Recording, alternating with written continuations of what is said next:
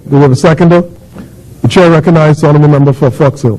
Thank you, Mr. Speaker. I rise to second this motion for the resolution. And yesterday, as we were talking about this matter and what tack the opponents of this are likely to take in the House, I had my bets on there's going to be a real short debate. This is going to wind up at 7 o'clock, and we're going to, for once and for all, have this miracle in our politics where the opposition will come and say, "Great job, fellas, we agree, we sign on to it." Then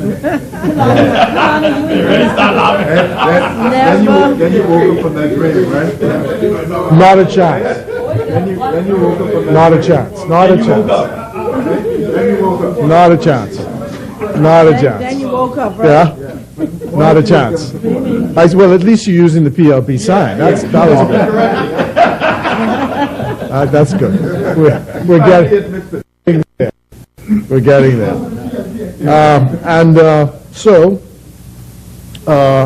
I still hope, though, that it's a short debate. But I did wake up from the dream, and I saw this morning the headlines that said that,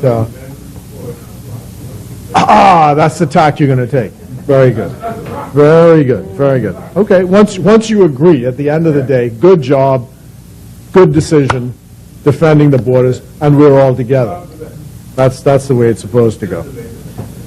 Mr. Speaker, the Member of Parliament, before getting substantively into the debate, the Member of Parliament for Tall Pines is coming to Fox Hill tonight. Oh, sorry, Southern Shores. He could come too. Southern Shores, yeah, is coming tonight. Forgive me. To speak to the. Yes,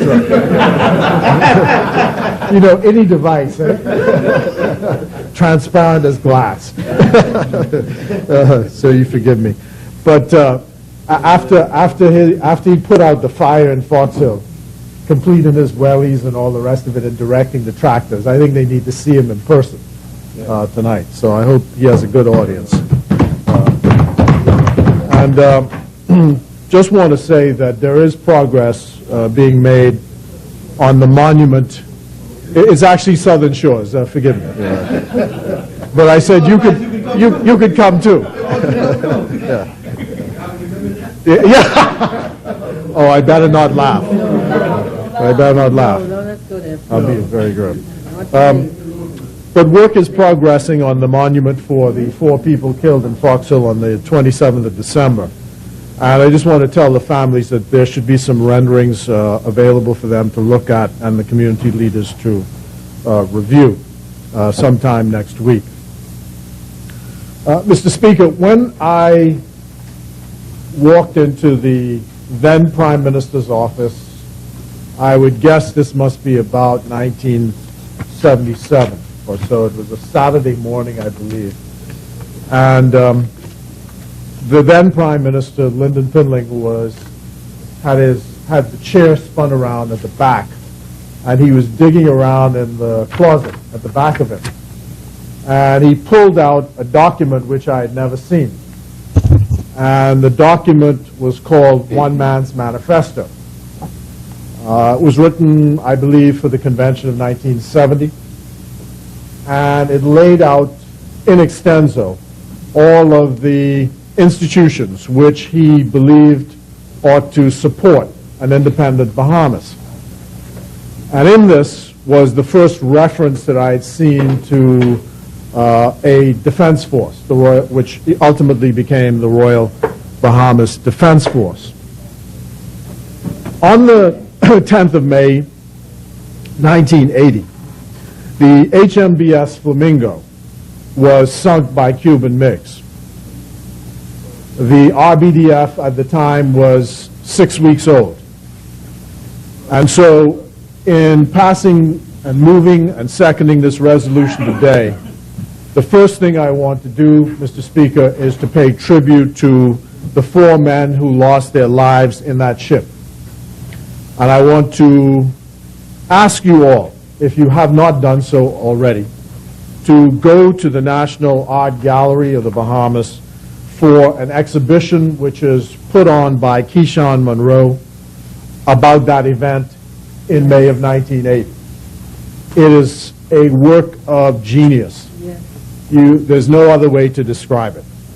Because here is a young man who may not have been born or was certainly a baby at the time the events took place, who took it upon himself to reconstruct from research with these massive paintings that are full of pathos, juxtaposed against some of the actual words of people who witnessed the event. Some men who went to see this, some people who went to see it, cried when they saw it. Such was the emotional impact of this. And so today, in very many respects, we pass this resolution to further the work of then able seaman Fenric Stirrup, who was 21 years of age at the time. Marine seaman Austin Rudolph Smith, who was also 21. Marine seaman David Allison Tucker, who was also 21. And Marine seaman Edward Arnold Williams, who was 23. And what they represented and represent in the defense of our country.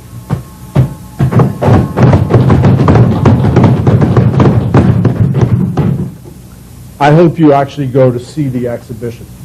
Their words really cannot describe how powerful Mr. Monroe was able to capture these images from his imagination. Arthur Hanna, the national hero, after whom one of the first of these ships is to be named, told the diplomat visiting from South Korea in Government House when he was the Governor General that the Bahamas and South Korea had something in common.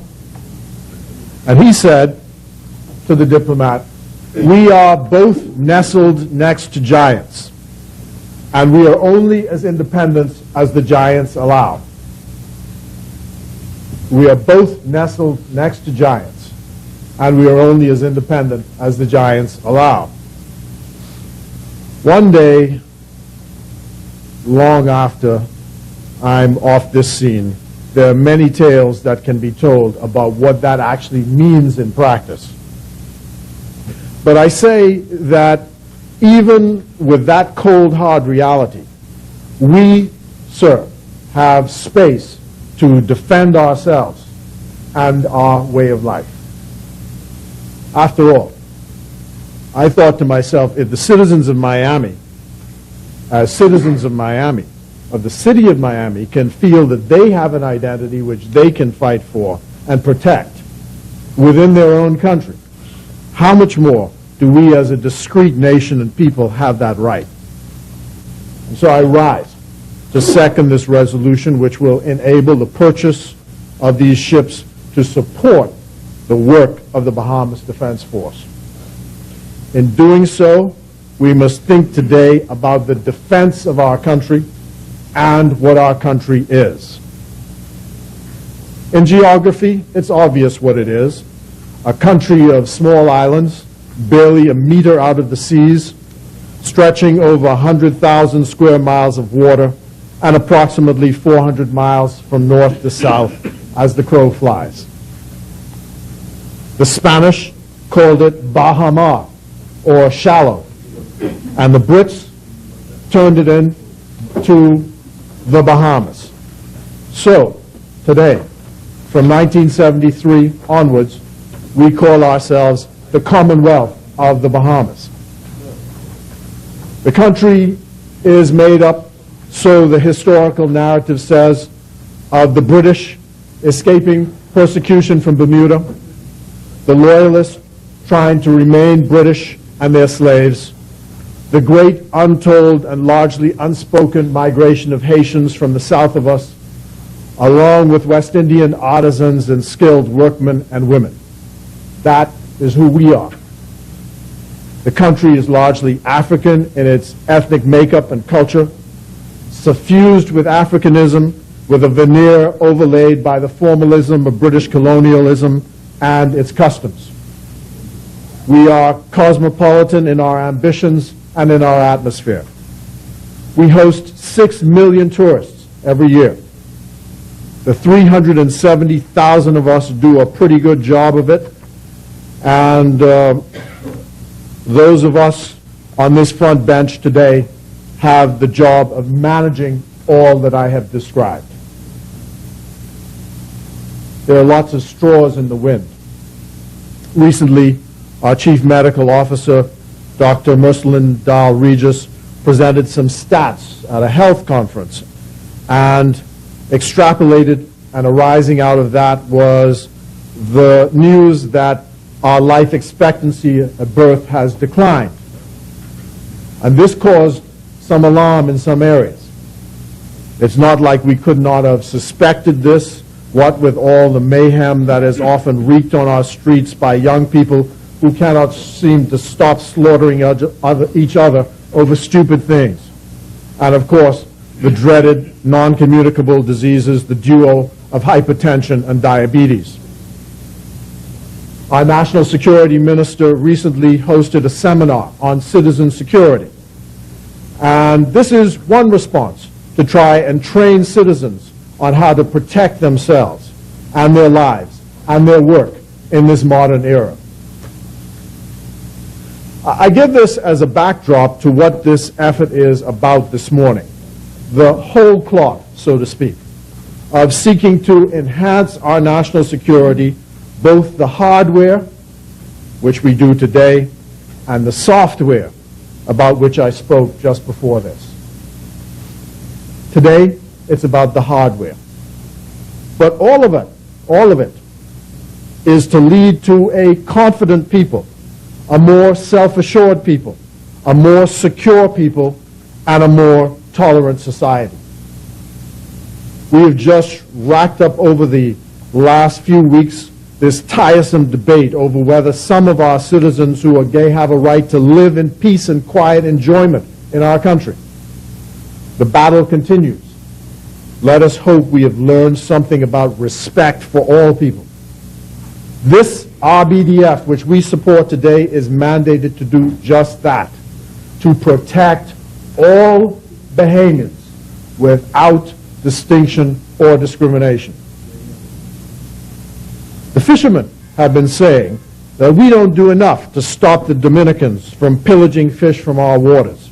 And it's not like we haven't been trying.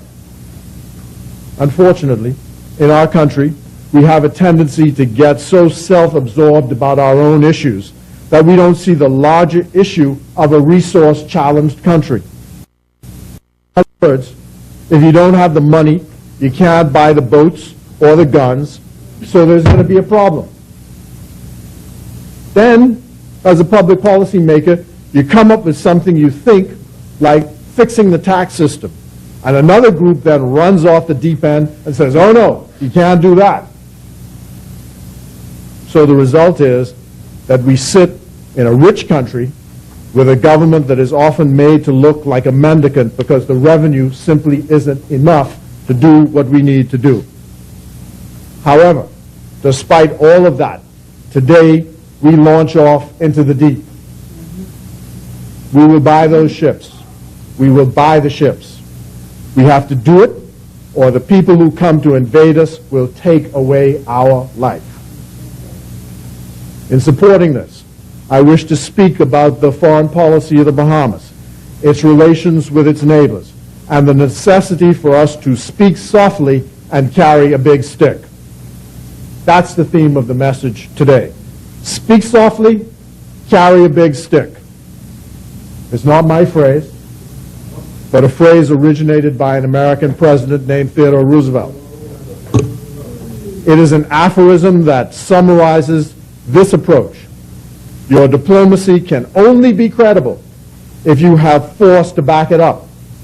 Or, put it another way, even your friends will not respect you unless you come to the table showing that you are serious about what you're doing. Our own citizens are entitled to ask us if we are serious. If we are serious. If, when we go to the negotiating table, we carry no troops with us. Not that we have any bellicose intentions, but simply to say that within our sphere of influence, if you mess with us, we will enforce our laws, and not just by words, but by deeds. With the purchase of these vessels, the salutary message has to be gotten out to friend and foe alike, that in the world of immigration interdiction, in the world of fish poaching, if you venture into the Bahamas, you will be caught, you will be stopped, you will be prosecuted, and you will go to jail.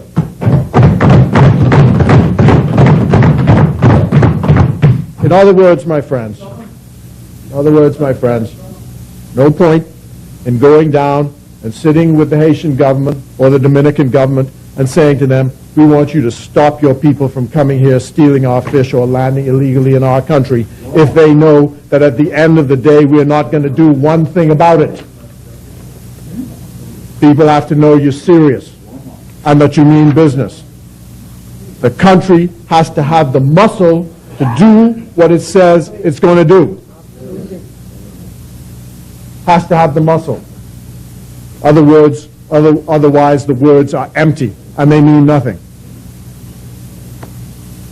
Colin Powell is a former general in the United States of America, and they formulated a doctrine called the Powell Doctrine. And he said, before you enter into anything, you, particularly if it requires force taken by the United States, you have to ask yourself a couple of questions. Is your vital national security interest threatened? Do you have a clear, attainable objective? Have the risks and costs been fully and frankly analyzed? Have all other nonviolent policy means been fully exhausted? Is there a plausible exit strategy to avoid endless entanglement? Have the consequences of our actions been fully considered? Is the action supported, I'll put the word in, by the Bahamian people?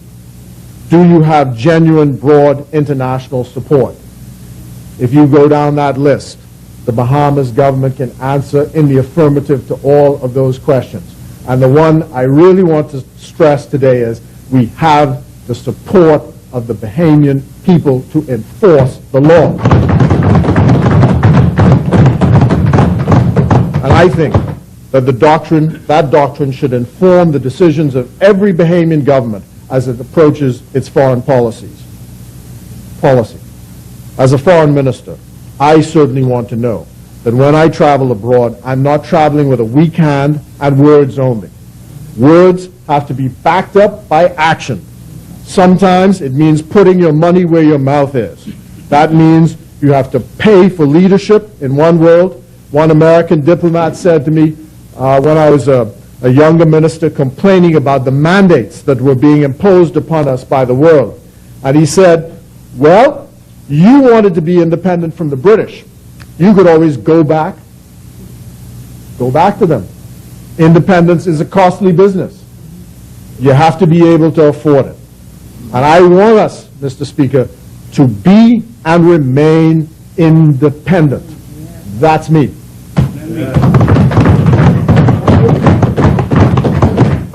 So, when I travel abroad for this country, I hold my head up high. I say we pay our bills.